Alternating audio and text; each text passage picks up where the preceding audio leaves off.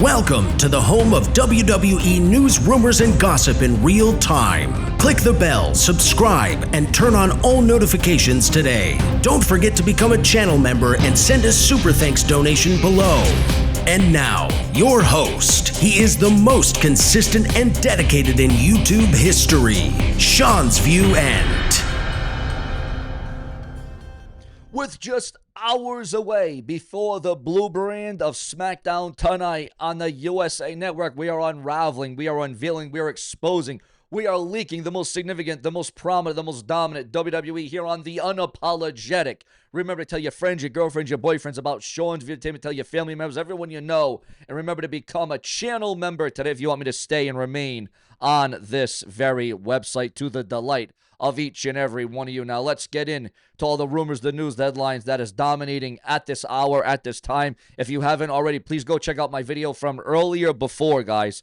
Yes, a huge update on Monday Night Raw, the circumstance behind it, the creative behind it. We are going to get into all of that right now because we do believe in the viewers, the fans, and the subscribers. WWE avoids MJF promotion in the Happy Gilmore 2 ads, a report surfacing online. Now, with the WWE avoiding MJF, this could all be a swerve, a Russo swerve, so to speak. And the fact that, well, quite frankly, we all know that MJF has been interested in the WWE. We know that WWE has been interested in MJF. And there's been a lot of rumors and talk about him coming or a contract buyout. Yes, you heard that right. A contract buyout. But whether or not that happens remains to be seen. Jim Ross, good old JR, one of the greatest to ever do it behind the commentator's booth, the commentator's table. One of the greatest voices in WWE history, if not professional wrestling history.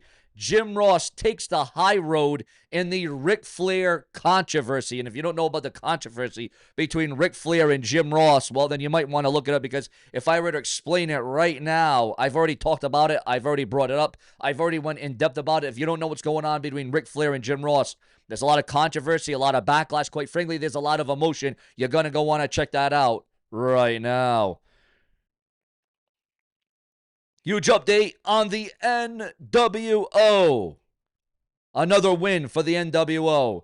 Journalist Mark Raymond on writing the NWO book and legendary factions' lasting legacy. What are your thoughts, your comments on the NWO and their influence on professional wrestling? Did they thrill it? Did they kill it? Was it overkill? Your thoughts, your comments on the NWO. And I'm talking about the original faction. Hulk Hogan, Scott Hall, and Kevin Nash. And sadly and unfortunately, there's only two living members, and that is being Kevin Nash and Hulk Hogan. Although the demise of Scott Hall was predicted years and years ago, but he kept living, he kept breathing, luckily, but now he has passed away. The original AEW All-In Texas opponent for Mercedes Mone is absolutely being revealed online. A match with ROH Women's Champion Athena was discussed. However, once AEW finalized the All-In card, the plan for Mone shifted. The company decided on a high-profile match between Mone and AEW Women's World Champion Toni Storm. Now, doesn't Sasha Banks, Mercedes Mone, doesn't she have enough titles? Doesn't she have enough belts? I think she has enough championships. How many more titles can you put on Mercedes Mone? Also, ladies and gentlemen, according to the dirt sheets, the websites, and the newsletters, a top WWE star has been giving impressive performances despite being banged up. Drew McIntyre has been vocal about his commitment to the WWE despite his injuries in recent times, but one of his arch rivals is also apparently working hurt. And here's an update. We talked about this earlier this morning, and please go check out that video from earlier this morning because, again, viewers, we do multiple videos a day. That's right. Set a reminder. I want everybody to set a reminder on their phone, their watch, their PC, their tablet. Set a reminder to watch Seanzview morning, noon, and night, and even in between. Also, viewers, fans, and subscribers, it would appear as if the WWE has massive plans for Damian Priest at this year's SummerSlam. The fact that it's being in his backyard, it's being in his home away from home, it's being in Damian Priest's hometown, SummerSlam. But although the WWE does have big plans, impressive plans for Damian Priest at SummerSlam, you gotta wonder what those plans are going to be because right now the WWE are mapping out those plans. Will he be competing for a championship, or will he be in one of the main events at SummerSlam? Will he be part of a single match, a multi-man match, a specialty match? Your thoughts, your comments, and your opinions on Damian Priest.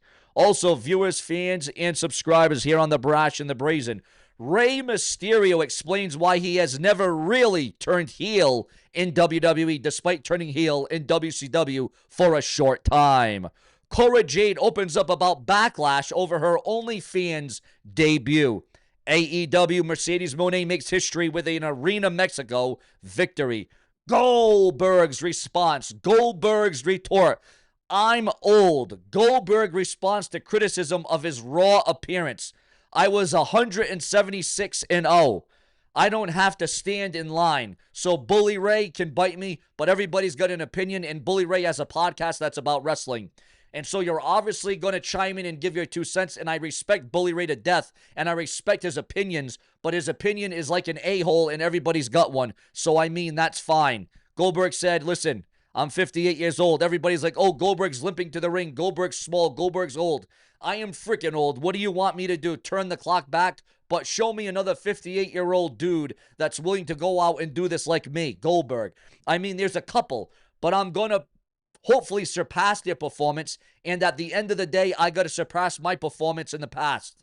Apart from this, Goldberg also discussed his 2022 match with Roman Reigns in Saudi Arabia and why it was not the right way for him to go out. And you can check out what went down there. Listen, no matter what you think about Goldberg, this is it, guys.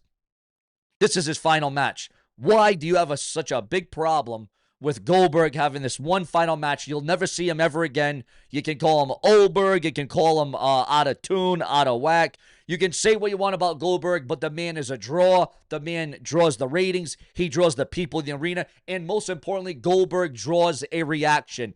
People are about the nostalgia. And listen, you better appreciate Goldberg, because I know there's a lot of Goldberg fans. As a matter of fact, I think there's more Goldberg fans than there are Goldberg haters and detractors and the ones that criticize Goldberg. But listen, I could see if he was going on a big run. I could see if we were going to see Goldberg every single week for the next 6 months. But that's not what's going to happen. We're only going to be seeing Goldberg for the next maybe the next 3 to 4 weeks. And then that's it. It will be the end of Bill Goldberg, and you will never see him again. You will never have to complain about him again. But in my opinion, the man has deserves. The man earns to have this retirement match. And speaking about Goldberg, there is rumors and speculation that Goldberg will will win the World Heavyweight title at Saturday night's main event. But wait, here's the caveat. Seth freaking Rollins, the rumor is that he's going to cash in on Goldberg and cash in successfully, and then Seth Rollins will walk out with the World's Heavyweight Championship. Again, plans could change. Card is always subject to change, but that is according to the rumors and the speculation online about Bill Goldberg winning and defeating Gunther at Saturday night's main event on Saturday night. However, Goldberg's reign would be cut very short, very quick, and Seth Rollins would ultimately walk out with the title. But again, plans can and always do change in the WWE, as it is the revolving door. But let's get into the hottest, the latest, the greatest, the most definitive, because this is the most. Bryan Danielson, backstage news on Bryan Danielson's Arena Mexico appearance. Also, viewers, fans, and subscribers, 2 of a kind. This is absolutely historic. Nobody saw this one coming. Rob Van Dam and Katie Forbes are now expecting twins. Not one, not a guy, not just a girl, not just a boy. They are expecting twins. I don't think RVD thought that was going to happen. Also, a massive return. Former World Heavyweight Champion, the Big Red Monster, the Big Red Machine, the Masked Man Kane returning to WWE. Kane is going to have one more match, one more run in the company. Your thoughts, your comments on the return of Kane. Speaking about going home and speaking about returning to a new home, according to the dirt sheets, the websites, and the newsletters. Remember to like, comment, subscribe. It's all about you. We put the show in your hands.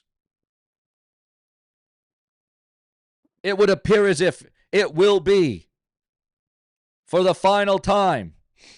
Right now, well, we call it the final time, but really, is it the final time? No. SmackDown reportedly will be finding a new home. SmackDown moving. LA Knight moving to WWE Monday Night Raw. Your thoughts, your comments, your opinions. And do you want to see a new home for the Blue Brand of SmackDown, which emanates on the USA Network? It's all down to your thoughts, your comments, and your opinions. Also, viewers,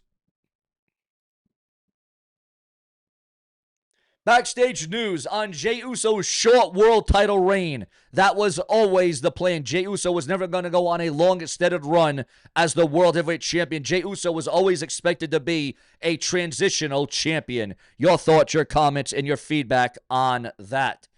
Also, ladies and gentlemen, Liv Morgan's women's tag team title reign. We know she's injured. We know Liv Morgan will be out for the rest of 2024. Wow, I'm still stuck last year.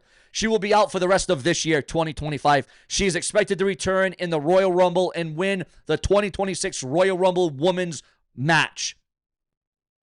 Now, viewers, fans, and subscribers, as of this moment, in an update, WWE sources have confirmed that Morgan has been taken off the road and won't be appearing on TV for the foreseeable future. However, plans for the WWE Women's Tag Team titles are already in place, and as of this morning, the titles are not expected to be vacated.